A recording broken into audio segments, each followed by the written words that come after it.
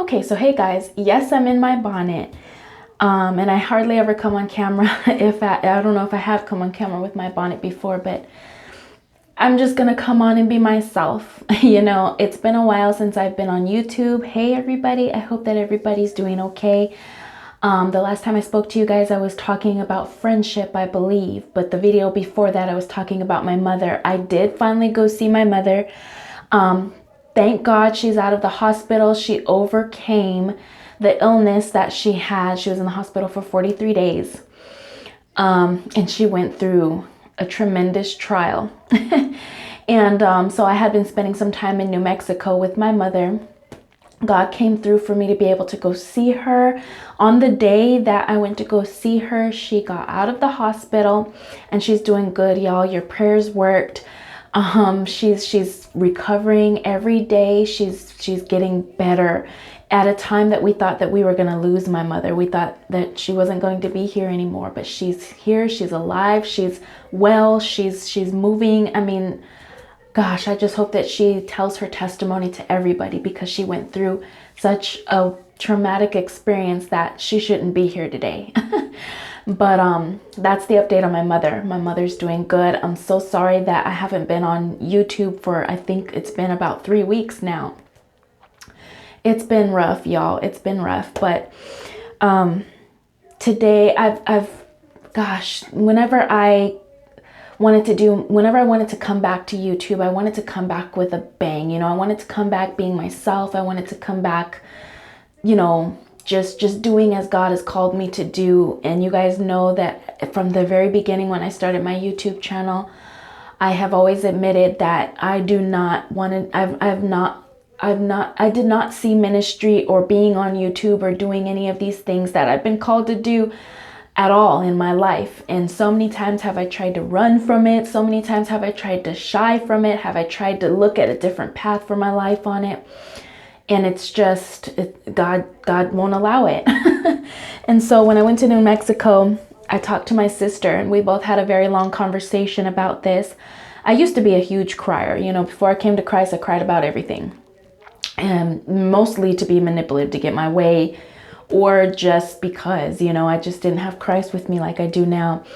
But now, it's very hard to make me cry. I don't cry very often unless it's, something, it just has to be, I just don't cry. I don't cry a lot. So when I visited my sister and my mom in New Mexico, there was a moment when I was in tears and I was talking to my sister. I said, no matter how many times I've pictured my life, I picture myself getting old and raising my children, raising my grandchildren, being there for my grandchildren. And I still do believe that. But every time I envision my life, it's like I'm growing old. I'm growing old as an old lady, growing old with my husband, with my farm and my big home, and I'm cooking and cleaning for him. And, I'm taking care of my grandchildren and I'm, reading them stories and things like that, even though I know that my life will in part be like that. But God always calls me to something different. He says, I'm going to be giving my life up for him and for the gospel and for a ministry. And basically, I'm going to have a walk and a call, sort of like Paul and Moses. And, I'm going to actually have a life like that, even though I don't see that right now. I don't see that right now. I really don't. And like I said, every time I picture my life, it's totally different than what God calls me to. And I'm so inclined, and I'm looking down at my notes, I'm so inclined to run and hide and go to a different path. But no matter what, God always brings me back to the path that he wants me to be on. And so my video today is called Stop Running, Stop Hiding, and Do. And what I mean by that is we've got to stop running, we've got to stop hiding from our calling, and we've got to do it. If God can take someone like me who's been sexually abused, I was molested as a young kid, I don't have any friends still till this day. I didn't grow up with friends. I was bullied. I was abused by my husband, well, not my husband's, but by my previous relationship. I was abused by my children's father. The list goes on and on and on. I was, like I said, very bullied. and I didn't look like everybody else. I've got, if you guys look at my body, my body doesn't look like a lot of people's. I've got really long legs and a short little upper body, and it's just the list goes on and on and on. I've gone through a lot. So if God can take somebody like me and use me to reach so many now, and to be teaching his word, and to be, giving my life up to save souls, which is the best calling. My sister said that we have the greatest call on our life, and that is to save souls. It doesn't matter what else I see for my life. It doesn't matter what other dreams I had for my life. The greatest call of all is to be saving lives. And God has called me to that.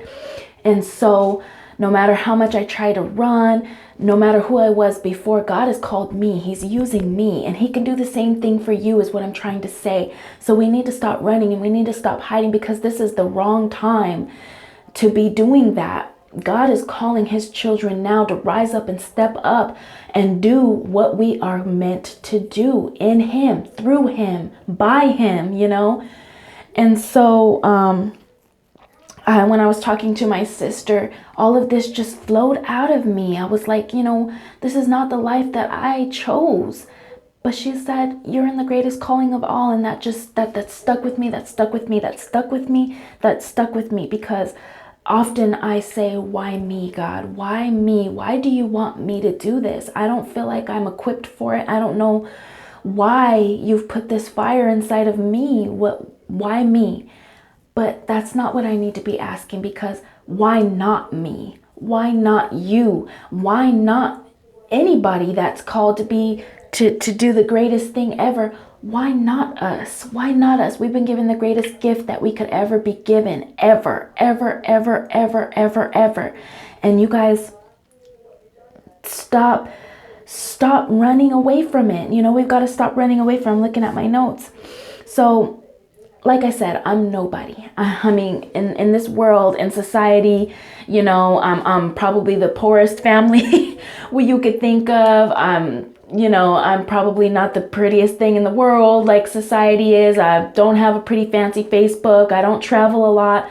I don't have anything that's extraordinary about me, in other words, in the world's eyes. But in God's eyes, there is something extraordinary about me, that he continues to call me. He continues to hold on to me. He continues to keep me. He continues to will me. He continues to call me in the time that I'm in, and continue to keep providing me to be who he's called me to be wherever I'm at in my life. And he's going to do the same thing for you. This is the time. It is time for us to rise up, guys. It is time for us to walk in that calling finally.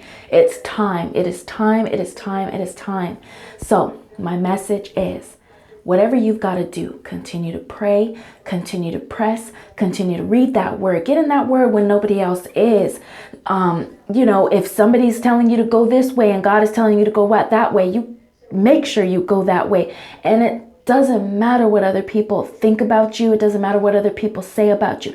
I've learned that it doesn't matter if you're a millionaire. It doesn't matter if you're doing all the right things. People are still going to talk about you. So stop trying to please everybody and go the way that God has called you to do. Do what God has called you to do, because the Holy Spirit is there guiding you every step of the way. Jesus died for us to have a chance at this, guys. Jesus died for us to have a chance.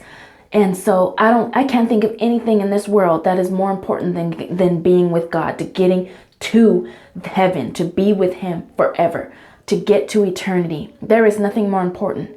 There is nothing that should take priority over that. Nothing. Family, husband, wife, kids, mom, dad, sister, brother, it doesn't matter who it is. Best friend, you go the way that God has called you to go, because they did not die for you. Jesus died for you, and he wants to see you with him for eternity. And it is all about saving his people. It is all about spreading his word. And it is all about bringing as many people as you can with you when you go into eternity. That is what this is about. We need to stop being selfish. We need to stop holding on to those empty promises, those empty dreams, because God's Bible, his word, his lasting word is our promise, is what we should be looking forward to. And that is what we should care about more than anything, is God, is his word, is Jesus, is our call, guys, is our call. And I had to pour that out because I just see so many broken people, even myself at times. I feel so broken, but I just know that God continues to hold on to me because he has something greater than I could have ever imagined, guys. I could have ever imagined somebody who came from nothing, somebody who is nothing, you know. I'm just a small little housewife in a small little town, you know, with my children, in a small town, mother of 4. I'm nothing special, guys. But God continues to hold on to me for that reason, for a reason. And I'm going to continue to go with God no matter what anybody else says, no matter what anybody else does. I'm holding on to God. And that's what we all need to do. So stop running, stop hiding, and do. I love you guys. Hope you guys have a good night. Bye.